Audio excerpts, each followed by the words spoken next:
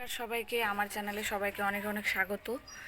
আর পুরো ভিডিওটা দেখুন। আমি একটা সমস্যায় পড়েছি, কি করব তার জন্য এই ভিডিওটা করা। এই যে হচ্ছে চন্দ্রমল্লিকার গাছ, এটাতে কড়ি চলেই আসছে। এটা সাদা রঙের, এটা আমি কড়ি অবশ্য ছেড়ে দেব। আচ্ছা, এবার দেখাই। এই দেখুন কড়ি আসছে, দেখছেন নতুন নতুন ব্রাঞ্চ বেরিয়েছে আর কত গিজে গিজে বেরিয়েছে, মানে এত ভর্তি হয়ে গেছে।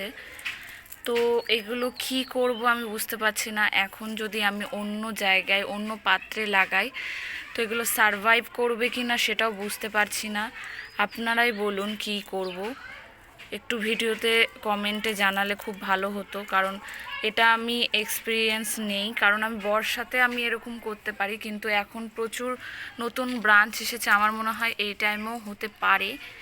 তো আপনারা একটু জানলে অবশ্যই কমেন্ট বক্সে বলবেন, আর অবশ্যই চ্যানেলটাকে সাবস্ক্রাইব করে রাখবেন। নেক্সট কোনো ভিডিওতে আপনাদের সাথে দেখা হবে।